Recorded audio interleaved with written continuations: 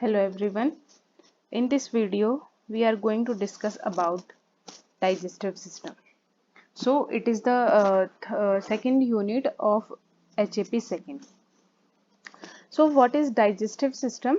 Digestive system हम सबको पता है कि जो भी खाना हम खाते हैं उसका ब्रेक डाउन होता है। तो वो कौन वर्किंग कर रहा है उसमें? डाइजेस्टिव सिस्टम की वजह से ही जितना भी हम खाना खा रहे हैं वो ब्रेक डाउन हो पाता है और हमारे बॉडी सेल्स को न्यूट्रिएंट्स और एनर्जी मिल पाती है। डाइजेस्टिव सिस्टम की अगर डेफिनेशन की बात करें तो digestive system is used for breaking down foods into nutrients. उस खाने को डिवाइड करना into smaller and smaller particles so that it can be easily absorbed by the blood which then pass into the circulatory system। आप जितना भी खाना खा रहे हैं तो वो directly different parts of the body में तो जाएगा नहीं। तो होता क्या है बेसिकली कि जितना भी खाना होता है वो स्मॉल इंटेस्टाइन तक जाता है। स्मॉल इंटेस्टाइन उस खाने को इतना ज़्यादा माइन्यूट कर देती हैं, इतना ज़्यादा स्मॉलर पार्टिकल्स में डिवाइड कर देती हैं कि वो इजीली हमारे जो ब्लड वेसल्स हैं उसमें एब्जॉर्ब हो जाता है। जैसे ही ब्लड वेसल्स में एब्जॉर्ब होता है, सर्कुलेटरी सिस्टम में वो न्यूट्रिएंट्स जाते हैं। तो जैसे जैसे through out the body blood circulate करेगा और ब्लड में वो न्यूट्रिएंट्स प्रेजेंट थे तो different parts of the body उस न्यूट्रिएंट्स को ब्लड में से लेते रहते हैं जिस भी सेल की नीड है एनर्जी की। सो ये सारी प्रोसेसिंग के बारे में ही हम इस डाइजेस्टिव सिस्टम में पढ़ने वाले हैं। सो डिफरेंट प्रोसेसेस होते हैं डाइजेस्टिव सिस्टम के। वो कौन कौन से हैं? Ingestion, mechanical digestion, chemical digestion, secretion, absorption and elimination. तो आपने खाना खाया, आपने माउथ में खाना लिया, माउथ में खाने लेने से एंड बॉडी से एक्सक्रीट आउट होना उस खाने का, तो डिफरेंट प्रोसेसेस होते हैं। डिफरेंट प्रोसेसेस के नाम ही ये यहाँ पे मेंशन है। तो सबसे पहला प्रोसेस कौन सा है? Ingestion. Ingestion means simply getting food into the mouth is known as ingestion. तो जो आप खाना खा रहे हैं वो आपने माउथ में लिया और वहाँ पे क्या करा, आपने च्यूइंग किया उसे, तो उस प्रोसेस को हमने बोला इंजेशन। अब next is mechanical digestion. Mechanical digestion means कि मैकेनिकल से आप समझिए कि मशीन्स का यूज हो रहा है। मशीन्स यहाँ पे कुछ नहीं है बट क्या है, हमारी टंग, हमारे टीथ हेल्प कर रहे हैं उस खाने को ताकि वो स्मॉलर पार्टिकल्स में ब्रेक डाउन हो पाए। तो मैकेनिकल डाइजेशन में क्या है? Mixing of food in the mouth by the tongue. Tongue की हेल्प से उस खाने का मिक्सिंग होना is mechanical digestion. Next is churning of food into the stomach, और उस खाने की चर्निंग होना स्टमक में, दैट इज मैकेनिकल डाइजेशन। अब नेक्स्ट आता है केमिकल डाइजेशन। इसमें भी खाने का डाइजेशन हो रहा है बट इस केस में केमिकल्स का यूज हो रहा है। And what are these chemicals? Chemicals की यहाँ पे बात कर रहा है एंजाइम्स की। तो various kinds of enzymes present होते हैं हमारी बॉडी में जो हमारे खाने को ब्रेक डाउन करवाने में हेल्प करते हैं। जितने भी न्यूट्रिएंट्स हैं, लाइक प्रोटीन आपने अपने खाने में लिया, कार्बोहाइड्रेट्स लिया, लिपिड्स लिया, तो डिफरेंट एंजाइम्स वर्क करते हैं इन डिफरेंट न्यूट्रिएंट्स पे, in different type of foods पे। तो केमिकल डाइजेशन क्या हुआ? एंजाइम्स की हेल्प से उस खाने का ब्रेक डाउन होना is known as chemical digestion. So enzymes break down food molecules into their smaller particles। Enzyme break down कर रहे हैं फूड मॉलिक्यूल्स को into the smaller particles and this process is known as chemical digestion। Next is each major food group uses different enzymes। तो जैसा मैंने आपको अभी बताया कि ऐसा नहीं होता कि एक ही तरीके का एंजाइम है जो कि सारे खाने का ब्रेक डाउन करवा रहा है। डिफरेंट एंजाइम्स प्रेजेंट होते हैं जो कि डिफरेंट फूड पे वर्क कर रहे हैं। आप कार्बोहाइड्रेट्स इनटेक ज़्यादा कर रहे हैं तो कार्बोहाइड्रेट्स के लिए अलग एंजाइम्स होंगे। प्रोटीन्स आप खा रहे हैं तो प्रोटीन्स के लिए अलग एंजाइम्स वर्क करते हैं। सो ये क्या हुआ? ये केमिकल डाइजेशन हुआ। Next is secretion. तो what is secretion? Release of water acids, enzymes and salts by epithelium of GI tract and granular organs। So secrete का मतलब होता है रिलीज होना। तो रिलीज क्या हो रहा है यहाँ पे? वाटर एसिड्स, एंजाइम्स, सॉल्ट्स, ऐसी सारी चीजें जो कि खाने के डाइजेशन में हेल्प करेंगी। तो सिक्रीशन में वो सारी चीज़ें यहाँ पे इसने मेंशन करी हैं। It may be by the GI tract और by other organs. Next is absorption. तो absorption is movement of organic substances, electrolytes and vitamins across epithelium. तो absorption का मतलब क्या है कि absorb होना उस nutrients का जो भी smaller particles में break down हुए हैं by different organs, by different cells of the body. So ये क्या है, movement होना organic substances का, electrolytes का, vitamins का across the epithelium. Last process is elimination, or we can say it excretion. Excretion is removal of waste from the body is known as elimination or excretion. So indigestible substances as feces excrete out from the body. Body से जितना भी आप खाना खा रहे हैं, जितना भी उसमें एसेंशियल न्यूट्रिएंट्स होते हैं, वो हमारी जो बॉडी होती है, हमारे जो सेल्स हैं वो यूज़ कर लेते हैं, उस एनर्जी में कन्वर्ट हो जाता है वो खाना, और जितना भी वेस्ट उसमें से बचता है वो हमारी बॉडी से एलिमिनेट हो जाता है, या हम उसको कह रहे हैं कि एक्सक्रीट आउट हो जाता है।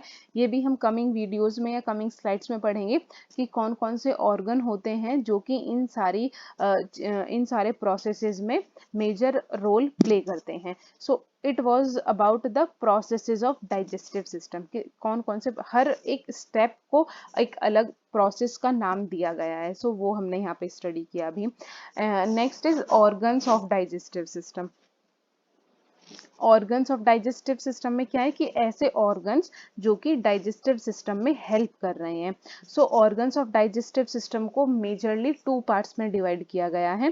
फर्स्ट इज एलिमेंट्री कैनाल और gastro intestinal tract, and next is accessory digestive organs. In 2 parts में डाइजेस्टिव सिस्टम के ऑर्गन्स का डिवीजन हुआ है। किन बेसिस पे इनका डिवीजन हुआ है? तो एलिमेंट्री कैनाल और गैस्ट्रो इंटेस्टाइनल ट्रैक ऐसे ऑर्गन्स के बारे में ये कहता है जो कि डायरेक्टली डाइजेस्टिव सिस्टम को या फिर खाने के डाइजेशन में हेल्प कर रहे हैं डायरेक्टली, और एसेसरी का मीन्स है यहाँ पे कि वो असिस्ट कर रहे हैं या फिर इनडायरेक्टली, मीन्स वो डायरेक्टली इन्वॉल्व नहीं है डाइजेस्टिव सिस्टम में, बट इनडायरेक्टली वो खाने को ब्रेक डाउन करवाने में हेल्प कर रहे हैं। तो ऐसे ऑर्गन्स जो कि हेल्प कर रहे हैं खाने के ब्रेक डाउन में, उनको हम डालते हैं एसेसरी डाइजेस्टिव ऑर्गन्स की कैटेगरी में, और जो डायरेक्टली हेल्प करते हैं डाइजेस्टिव सिस्टम में खाने के डाइजेशन में, तो उन ऑर्गन्स को हम डालते हैं एलिमेंट्री कैनाल की कैटेगरी में। कौन कौन से ऑर्गन्स इसमें इन्वॉल्व हैं? सिंपली आप ऐसे लर्न कर सकते हैं कि पूरी जो हमारा जीआईटी है, फ्रॉम माउथ टू एनस, जो पूरा एक कैनाल बना हुआ है, लॉन्ग कैनाल है, पूरा सीक्वेंस से स्ट्रेट जितने भी ऑर्गन्स आते हैं वो एलिमेंट्री कैनाल में आते हैं, और जो नियर बाय ऑर्गन्स होंगे और वो डाइजेस्टिव सिस्टम में हेल्प कर रहे हैं तो वो एसेसरी डाइजेस्टिव ऑर्गन्स में आएंगे। अगर हम बात करें तो एलिमेंट्री कैनाल में ये क्या कहता है? It starts from mouth to anus. So mouth से एनस तक की जो पूरी कॉइलिंग है, स्ट्रेट कॉइलिंग है, वो एलिमेंट्री कैनाल के अंदर आती है, and it is about 5 to 6 metre. तो कौन कौन से पार्ट्स में आते हैं? माउथ के बाद में फेर्निक्स। तो फेर्निक्स क्या है? कॉमन पैसेज होता है ये एयर का एंड फूड का। फेर्निक्स के बाद में डिवीजन हो जाता है 2 पाइप्स में, ये थ्रोट में है, तो थ्रोट में 2 डिवीजन हो गए, oesophagus and trachea. Trachea carry करता है जो हम इनहेल करते हैं एयर को और लंग्स तक ले जाने में, एंड ईसोफेगस जितना भी हम फूड खाते हैं, सॉलिड कुछ भी हम इनटेक कर रहे हैं तो उसको पास करवाना स्टमक तक, ये ईसोफेगस का काम होता है। तो यहाँ पे हम डाइजेस्टिव सिस्टम की बात कर रहे हैं, तो फेर्निक्स के बाद में आ जाता है oesophagus, that is also known as food pipe. After oesophagus किसको ट्रांसफर कर देता है उस खाने को? स्टमक को। स्टमक किसको कर देता है? स्मॉल इंटेस्टाइन को। और स्मॉल इंटेस्टाइन के बाद में जितना भी अनवांटेड खाना था या वेस्ट था वो चला जाता है लार्ज इंटेस्टाइन में स्टोर होने के लिए, और with the help of anus वो वेस्ट फूड हमारी बॉडी से एक्सक्रीट आउट हो जाता है। तो ये सारी प्रोसेसिंग जो है एक पूरा सीक्वेंस में है ये, और इन सारे ऑर्गन्स को हम कह रहे हैं एलिमेंट्री कैनाल के ऑर्गन्स। अब एक्सेसरी डाइजेस्टिव ऑर्गन्स में, अब टीथ ने भी तो हेल्प की थी खाने को ब्रेक डाउन करवाने में हमारे माउथ में। सो टीथ, टंग, सलाइवरी ग्लैंड्स। सलाइवरी ग्लैंड्स कैसे, ये सलाइवा प्रोड्यूस करवाते हैं जो कि खाने को मॉइस्चर, खाने को ल्यूब्रिकेंट प्रोवाइड करवाता है, जिसकी वजह से खाना एक प्रॉपर ब्रेक डाउन हो पाता है। So salivary glands, liver, gall bladder and pancreas, these are the accessory digestive organs. अगर आप यहाँ पे भी समझे तो ये पूरा माउथ, माउथ के बाद में क्या आ जाता है यहाँ पे, टंग, टंग के बाद में ईसोफेगस, ईसोफेगस ने किसको दे दिया खाना, ईसोफेगस ने दे दिया स्टमक को, स्टमक के बाद में वो खाना ब्रेक डाउन होता है, और जितना भी खाना बचता है जो कि स्टमक उसको ब्रेक डाउन नहीं कर पाया था, तो स्टमक उसको दे देता है स्मॉल इंटेस्टाइन को। सो स्मॉल इंटेस्टाइन में चला गया अब खाना। बीच वाले जो आप देख रहे हैं, these are small intestine. Small intestine क्या करता है, उस खाने को और ज़्यादा माइन्यूट करवाता है, और ज़्यादा सिंपली ब्रेक डाउन करवाने में हेल्प करता है। और जितना भी अब स्मॉल इंटेस्टाइन ने खाना लिया था और उसमें से जितना भी वेस्ट निकलता है, that goes into the large intestine, and large intestine store that waste material in the rectum, and with the help of anus that waste material excrete out from our body. So ये है alimentary canal में कौन कौन से organs involve होते हैं। तो जैसा कि मैंने आपको बताया, एक एक स्ट्रेट पाथ है इसमें, माउथ से लेके ये पूरा ऐसे ईसोफेगस, स्टमक, स्मॉल इंटेस्टाइन, ये सारी चीजें इसमें आ जाती हैं, लार्ज इंटेस्टाइन। और जितने भी नियर बाय ऑर्गन्स थे, साइड के ऑर्गन्स थे, यहाँ पे tongue, teeth, liver, pancreas, gall bladder, these are the accessory digestive organs. So ये ऑर्गन्स की बात हो जाती है। अब सबसे पहले हम वन बाय वन हर एक पार्ट के बारे में पढ़ते जाएंगे और वो कैसे हेल्प कर रहा है डाइजेस्टिव सिस्टम में। सबसे पहला है माउथ। तो माउथ की अगर ओरल कैविटी एनाटमी की बात करें, ओरल कैविटी, तो क्या है कि begins where when food enters into the mouth. तो माउथ में हम खाना लेते हैं और वहीं से खाने का ब्रेक डाउन होना स्टार्ट हो जाता है, और ये फिजिकल ब्रेक डाउन होता है इसमें बाय द टीथ, टीथ की हेल्प से उस खाने का फिजिकल ब्रेक डाउन हो रहा है, और we can say mechanical break down हो रहा है, कुछ केमिकल ब्रेक डाउन उसमें भी नहीं हुआ है। केमिकल ब्रेक डाउन भी उसमें होता है, किसी एक ही न्यूट्रिएंट पे होता है। नेक्स्ट पॉइंट में आप ये समझेंगे। So next is it is begin to be chemically broken down by the amylase. Physical break down होता है बाय द टीथ, और केमिकल ब्रेक डाउन होता है by the amylase. As last में आया है, दैट मीन्स ये किसी एंजाइम की बात कर रहा है, और कौन से एंजाइम की बात कर रहा है, जो कि सलाइवरी ग्लैंड्स प्रोड्यूस करवाते हैं। सो सलाइवरी ग्लैंड्स प्रोड्यूस करवाते हैं एमाइलेज एंजाइम को, और ये एंजाइम्स ब्रेक डाउन करवाते हैं कार्बोहाइड्रेट्स को। सो जितना भी आपने खाना खाया और उसमें जितना भी कार्बोहाइड्रेट्स प्रेजेंट है, उसका ब्रेक डाउन हमारे माउथ में ही स्टार्ट हो जाता है। माउथ में स्टार्ट क्यों होता है, क्योंकि हमारे माउथ में प्रेजेंट होता है एमाइलेज एंजाइम, और वो एमाइलेज एंजाइम कार्बोहाइड्रेट्स के ब्रेक डाउन पे वर्क करता है। सो ये था कि माउथ में कैसे कैसे खाने का ब्रेक डाउन हुआ। अब बात आती है layers of alimentary canal organs. अब कौन कितनी लेयर्स होती हैं एलिमेंट्री कैनाल की। So layers are submucosa, mucosa, muscularis, सेंटरना and serosa. Submucosa is present just beneath the mucosa. It is a soft connective tissue with blood vessels, nerve endings and lymphatics also contain submucosal plexus. Next is mucosa. Mucosa innermost layer जो होती है वो surface epithelium, जो इसकी surface epithelium है, ये secretion and absorption करवाता है, रिन्यू होता है ये after 5 to 7 days, also contain enteroendocrine cells. Next is moist membrane, जो इसकी होती है वो small amount of connective tissues की बनी रहती है, and it contains blood and lymphatic vessels.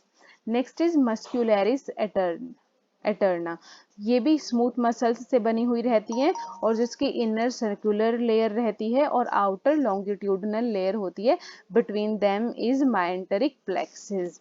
Next is serosa. Serosa is it is the outermost layer of the alimentary canal, और ये क्या layer of the serous fluid producing cells, mesothelium. So it was about the layers of alimentary canal organs. Next is digestive system की anatomy में हम फेरनिक्स के बारे में पढ़ते हैं। तो फेरनिक्स, जैसा कि मैंने अभी आपको प्रीवियस स्लाइड में बताया था, फेरनिक्स एक कॉमन पाथ, एक ट्यूब होती है जो कि हमारे थ्रोट में प्रेजेंट है, और ये कॉमन पाथ होता है एयर का भी और खाने का भी। So the tongue moves the food around until it forms a ball called bolus. तो हम जब खाना खाते हैं, माउथ में ही हमारा खाना है और माउथ में ही हमने उसको ब्रेक डाउन करवा दिया। उस खाने का जब माउथ में ही ब्रेक डाउन हो जाता है और वो बिल्कुल एक लार्ज पार्टिकल से स्मॉलर पार्टिकल्स में ब्रेक डाउन हो जाता है और उसकी मिक्सिंग हो जाती है जो भी खाना हम खा रहे हैं, तो उस खाने को हमने नाम दिया बोलस। अब वो बोलस पास होता है फेरनिक्स से ईसोफेगस तक, और ईसोफेगस उसको पास करवाता है स्टमक तक।